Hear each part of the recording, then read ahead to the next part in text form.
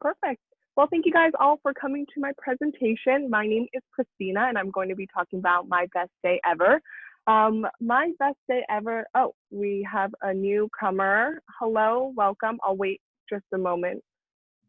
Hello, everyone. Everyone good? Everyone set? Thanks for coming to my presentation again. My name is Christina, and I'm going to be talking about my best day ever. And that definitely coincides with the most recent vacation that I went about a year and a half ago. And it was to Japan with two of my best friends from high school. We went into Kyoto. And one of the days that was really memorable to me was when we went to Arashiyama, which is a bamboo forest. And it's actually this forest that I have behind me on this tapestry. And we were in like full head to toe in kimonos and like makeup and hair.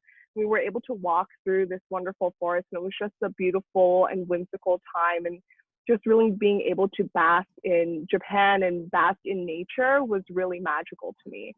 But also, beyond that, being able to travel into Tokyo, and I actually have a bunch of friends that currently live in Tokyo. So I started off the day there eating some really, really wonderful fluffy pancakes, which you cannot replicate in the US.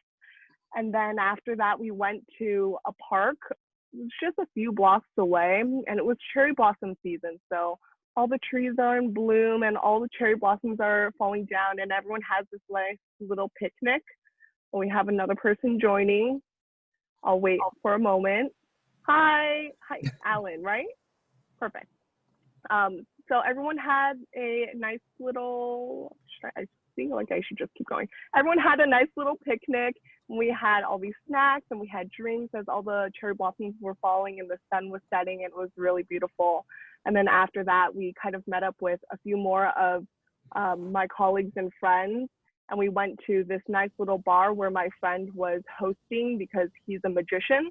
So we went to go, and it was this nice little show where we're all just in a nice, intimate location, just having a few drinks and enjoying some good food and the show as well. So that definitely was my best day ever. I don't know how to end this, but I mean, any questions that you guys have? I guess. Thank you guys for joining. I guess I'll be the first one. How long were you there for? This last trip was approximately a week and a half. It was definitely a mission because we went from Kyoto to Tokyo, back to Osaka, which is like a giant triangle. We basically switched cities every 2 days, and it was a mission. Like, we basically unpacked and packed immediately once we got to a new city. But it was so wonderful. The food is so good, and traveling there is just really fun. And you walk a lot, so you like burn off everything that you get to eat. It's great. You have ramen? Oh, the ramen is so good, and they just don't close. You just go anytime. And they have Michelin star ramen too, and it's like $10. Ooh. Great. I think that's it. Any other questions? Oh yeah, I have a question. Yeah. I heard like good things about Osaka. Like, is there anywhere specifically you recommend? Like, let's say we don't go to all three of the ones you went to. I mean, let me see. There's definitely a small intersection. I have to look up the name, but it's basically all the food. We basically stayed there, and the entire area has good nightlife as well. So if you want to just walk around, and my friend and I had like 3 dinners that night, just because it was like one of our last few nights there, and we just wanted to eat everything that we could before we had to come back. And so you can just walk around, and there's such a big variety of what you can eat there, and everything tastes amazing. So I'll look up that name and I'll send it to you for sure. All right, thank you, appreciate it. Yeah. I have a question as well. Yeah. So if myself were to go, what are some tourist attractions that you would actually recommend? It depends on which city you go to. Mm-hmm. Yeah. Well, Tokyo, because I want to go to Tokyo. Mm-hmm. Oh no, don't worry about that. I definitely. Oh, sorry. I'm talking to Jenna because she messaged me. I'll put you down. I know you've been kind of cutting in and out, so I'm sorry about that. But for Tokyo, kind of depends on what you want to see. If that's like food, culture, or anything anything specifically. There are always some fun things. Another kind of fun story, the first time I went to Japan, the first night there, I took my two best friends, the same ones I went to with this trip, to a horror bar, where it's like this bar where you go in, it's all Halloween themed, and then they kind of scare you, but it's a bar at the same time. It was like called Alcatraz ER. It was really wild, but it definitely started our trip off memorably. Yeah, there's also some things I don't know if I should say on this video because I'm trying to keep it appropriate. But yes, if you look up that bar, you will know what I mean. Yeah. So, I mean, if you have anything more specific that you're looking into, I can definitely give you tips about like the areas and where specifically you should go. Yeah. Okay. I'm also not ethnically Japanese. I have a question. Okay. Yeah. How are the houses like over there? They're small. Depending on, I've been to the countryside and in the city. They kind of, they're small, like they're more narrow, if that makes any sense. And they definitely have better use and efficient use of their space, as in things can often be, here's a very specific example. So the toilet there, not only is a bidet, but you know how your toilet like fills up on the top? Mm-hmm. So their toilet, like they have a little sink on the top. So after you use the restroom, when you flush the toilet, you can rinse your hands off with the water that will soon fill the bowl.